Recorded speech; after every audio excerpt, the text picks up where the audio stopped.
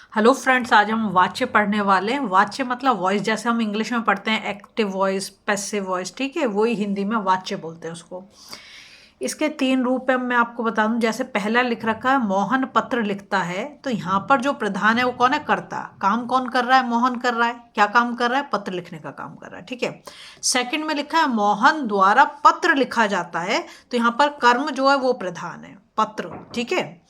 तीसरे में देखा मोहन से पत्र नहीं लिखा जाता, तो यहाँ पर जो है क्या कहना चाहिए, भाववाच्य है। भाववाच्य क्योंकि यहाँ पे दिखा रहा है, असमर्थता दिखा रहा है कि मोहन से पत्र नहीं लिखा जाता, ठीक है।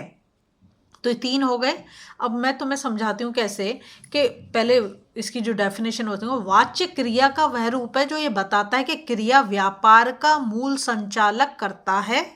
मूल संचालक मतलब संचालन जो कर रहा है, करता है, अथवा कर्म यह इस बात की ओर संकेत करता है कि कर्ता क्रिया को करने में समर्थ है अथवा नहीं।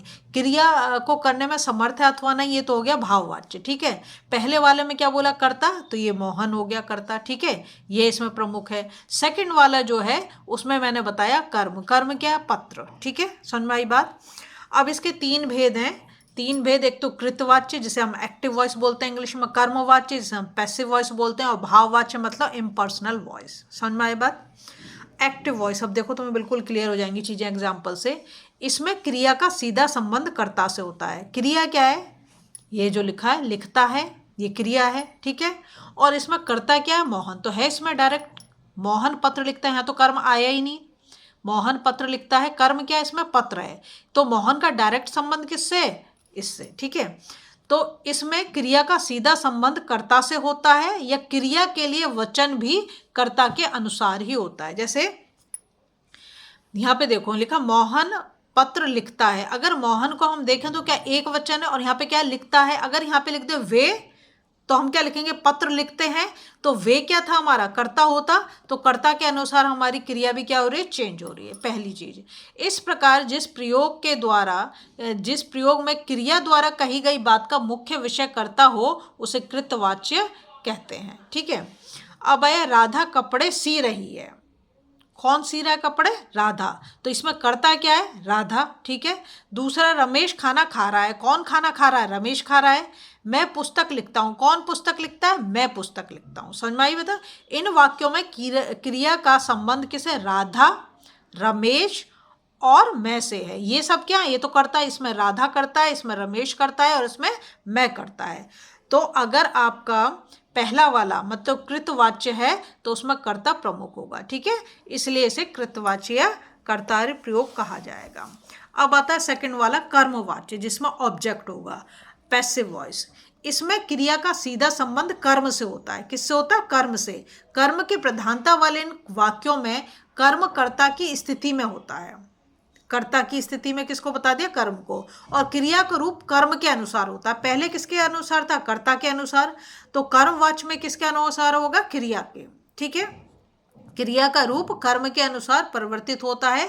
कर्म के लिंग, वचन, पुरुष के आधार पर क्रिया को परिवर्तन होता है। इसमें एक से अधिक क्रियापदों का प्रयोग होता है। इसकी मुख्य क्रियाएं सकर्मक होती हैं, ये याद रखना। मुख्य सकर्मक क्या है? जिसमें ऑब्जेक्ट का आना जरूरी है, क्योंकि उसका तो नाम ही कर्मवाच्य है ना। यहाँ लिखा नानी द्वारा कहानी सुनाई जाती है। यहाँ ये नहीं बोला कि नानी कहानी सुनाती हैं, क्या बोला? नानी द्वारा कहानी सुनाई जाती थी, ठीक है। दूसरा लिखा है मजदूरों द्वारा पेड़ काटा गया। तीसरे में लिखा मोहन से भोजन किया जाता है। अब यहाँ पे लिखा मोहन द्वारा दरवाजा खोला गया। आप यहाँ देख रहे हो, यहाँ पे या तो से या तो द्वारा तो जरूर कर्मवाच्य में से या द्वारा विभक्ति जरूर आएगी। एक चीज क्लियर। अब यहाँ क्रिया का संबंध कर्म, भोजन तथा कहानी, क्या बोला? यहाँ भोजन हो गया, यहाँ पे कहानी हो गया, से है। इसलिए इसे कर्मवाच्य या कर्मणिक प्रयोग कहा जाता है। अब आया थर्ड वाला भाववाच्य, इम्पर्सनल वॉइस। इसमें क्रिया का संबंध कर्ता और कर्म से ना होकर भाव से होता है कि आप काम करने में समर्थ हैं या समर्थ। इसमें क्रिया के पुरुष, वचन और लिंग कर्ता अथवा कर्म के अनुसार ना होकर हमेशा अन्य पुरुष मतलब थर्ड पर्सन, पुल्लिंग, एक वचन में ही रहते हैं। क्या बोला इसमें? पुल्लिंग और एक वचन और अन्य पुरुष होगा। ठीक है, इसमें मुख्य रूप से अकर्मक क्रिया का ही प्रयोग होता है। इसमें क्या हुआ था, सकर्मक, क्योंकि यहाँ तो ऑब्जेक्ट जरूर चाहिए, उसका नाम कर्मवाच था, यहाँ पर अकर्मक है। ठीक है, साथ ही प्राय निषेधार्थक, निषेधार्थक मतलब जो नेगेटिव होगा, वाक्य के भाववाच्य कहलाते हैं। जैसे उससे पढ़ा नहीं जाता, आ गया नहीं तो क्या हो गया, निषेधार्थक हो गया, उससे पढ़ा नहीं जाता। विमला से खाया नहीं जाता, यहाँ पे भी नहीं आ गया, क्या हो गया, निषेधार्थक हो गया। इन वाक्यों में क्रिया का संबंध नहीं के भाव से है, इसलिए इसे भाववाच्य या भावे प्रयोग कहा जाता है। अब देखो क्या अंतर है कर्मवाच्य में और भाव्यवाच्य में, ये अंतर अगर तुम समझ गए तो तुम्हें बहुत सारी चीजें क्लियर हो जाएगी।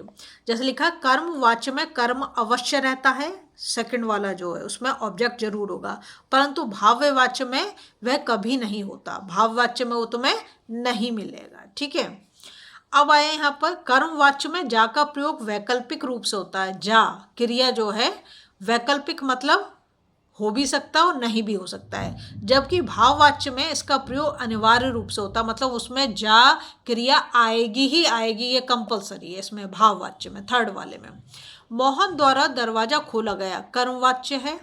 ठीक है, यहाँ विमला से खाया नहीं जाता, आ गया जा, यहाँ पर जा आ गया। कर्मवाच्य की क्रिया सदैव सकर्मक होती है, मतलब उसमें ऑब्जेक्ट जरूर मिलेगा, जबकि भाववाच्य में अकर्मक या सकर्मक क्रिया का अकर्मकवत प्रयोग होता है, मतलब इसमें सकर्मक भी हो सकती है अकर्मक भी हो सकती है भाववाच्य में, लेकिन इसमें तो सकर्मक हो गई। अब देखो ट्रांसफॉर्मेशन ऑफ वॉइस कैसे करेंगे इसको समझो, क्योंकि अक्सर तुम्हें जो सेंटेंस जो है चेंज करने के लिए आते हैं कि कर्म वाच्य में दे दिया तो उसको भाववाच्य में चेंज करो। यहाँ कर्मवाच्य केवल सकर्मक क्रियाओं से ही बनते हैं, हमने पहले भी बात कर ली। अतः कृतवाच्य से कर्मवाच्य बनाते समय निम्नलिखित परिवर्तन करने होते हैं। क्या, कृतवाच्य के मुख्य कर्ता के साथ से, कभी कभी द्वारा, अभी बात हुई थी यहाँ पर, ठीक है, से और कभी कभी द्वारा विभक्ति जोड़कर उसे करण कारक बना दिया जाता है। जैसे रमा रमा से, राजू ने राजू से, मैंने मुझसे या मेरे द्वारा। ठीक है, जा धातु की क्रिया का रूप कर्मवाच्य की सामान्य भूतकालिक, भूतकालिक मतलब पास्ट टेंस की बात है, मुख्य क्रिया के लिंग वचन आदि के अनुसार जोड़कर साधारण क्रिया को संयुक्त क्रिया बना दिया। जब दो दो आ जाएंगी तो संयुक्त क्रिया हो गई अपने आप। जैसे खाता है और खाया जाता है, बोला ना इसमें तो जा तो जरूरी आना है, खाता है और खाया जाता है, घूमता है और घूमा जाता है, को मारा और मारा गया, है ना, लिख रहे थे और लिखे जा रहे थे। कर्मवाच्य की क्रिया के लिंग, लिंग का मतलब जेंडर से स्त्रीलिंग या पुल्लिंग, वचन एक वचन या बहुवचन आदि वाक्य के कर्म के अनुसार प्रयोग किए जाते हैं। अब देखो यहाँ कृतवाच्य दे रखा है, आज आचार्य ने सुंदर भाषण दिया, इसको जब आपको कर्मवाच्य में चेंज करना है, आज आचार्य द्वारा, आ गया विभक्ति क्या आ गई, द्वारा सुंदर भाषण दिया गया। सेकंड में दे रखा मैंने पत्र लिखा, और इसमें कर्मवाच्य को अगर इसे चेंज करना है तो मुझसे पत्र लिखा गया। राम ने रावण को मारा, कर्मवाच्य में क्या करना, राम के द्वारा रावण को मारा गया। समझ आ रहा है, या तो से या तो के द्वारा, या तो से लगाना है या तो के द्वारा लगेगी विभक्ति, तो हम कृतवाच्य को कर्मवाच्य में चेंज कर पाएंगे। ठीक है, हम चलते हैं आगे। जैसे यहाँ पे दिया है भारत ने नया उपग्रह छोड़ा, ये क्या, भारत द्वारा नया उपग्रह छोड़ा। अब आपको बहुत क्लियर हो गया होगा, या तो से लगाओगे या तो द्वारा लगाओगे तो आप अपने कृतवाच्य को कर्मवाच्य में चेंज कर दोगे। एक दो एग्जांपल और देखें, रमा पुस्तक पढ़ेगी, रमा के द्वारा पुस्तक पढ़ी जाएगी। समझ में आ रहा है आपको। माता बच्चों को खाना खिलाती है, माता द्वारा बच्चे को खाना खिलाया जाता है। देखो हर जगह जा जा जा आ रहा है, जाती, जाएगी, जाता, है ना। अब यहाँ अध्यापक विद्यार्थियों को पाठ पढ़ाएंगे, अध्यापक से विद्यार्थियों को पाठ पढ़ाया जाएगा। मैंने रमा को पत्र लिख दिया है, मेरे द्वारा रमा को पत्र लिख दिया गया है। ठीक है, अनेक चित्रकारों ने सुंदर चित्र बनाए, अनेक चित्रकारों द्वारा सुंदर चित्र बनाए गए हैं। ठीक, अब देखो कृतवाच्य से भाववाच्य बनाना। भाववाच्य केवल अकर्मक क्रियाओं से ही बनते हैं, मतलब इसमें हमें ऑब्जेक्ट की जरूरत नहीं है, अर्थात उसमें कर्म नहीं होता।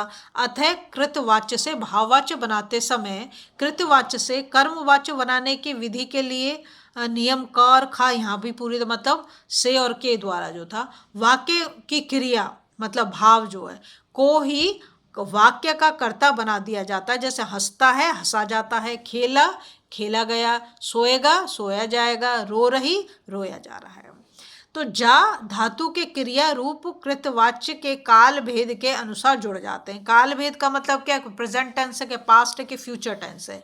क्रिया सदैव अन्य पुरुष पुल्लिंग एक वचन में ही रहेगी। क्या बोल रहा है? क्रिया सदैव पुरुष पुल्लिंग पुल्लिंग, ठीक है, मतलब स्त्रीलिंग में नहीं जाएगी और एक वचन में रहती है। मैं नहीं खाता, मुझसे खाया नहीं जाता। यहाँ पर देखो तुम जा जा जा जरूरी आएगा। वह खाता है, उससे खाया जाता है। वह नहीं दौड़ता, उससे दौड़ा नहीं जाता है। वे जाते हैं, उनसे जाया जाता है। राधा नहीं पढ़ती है, राधा से पढ़ा नहीं जाता। उमा नहीं गाती, उमा से गाया नहीं जाता। यहाँ पर तुम्हें नहीं भी बहुत ज़्यादा मिलेगा, है ना। रामू नहीं बोलता, रामू से बोला नहीं जाता। राजू तेज नहीं दौड़ता, राजू से तेज नहीं दौड़ा जाता। वह नहीं हंसता, उससे हंसा नहीं जाता। वह नहीं खेलता, उससे नहीं खेला जाता। रमेश अभी सोएगा, रमेश से अभी सोया जाएगा। राम नहीं पढ़ता, राम से पढ़ा नहीं जाता। वह खेलता है, उससे खेला नहीं जाता। तो हम यहाँ पे क्या देख रहे हैं? एक तो पुरुषवाचक और जा तो जरूरी आ रहा। बच्चे अब चल नहीं सकते, बच्चों से अब चला नहीं जाता, ठीक है। तो अगर आपको वीडियो पसंद आ रही प्लीज़ लाइक शेयर सब्सक्राइब करना, फॉलो जरूर।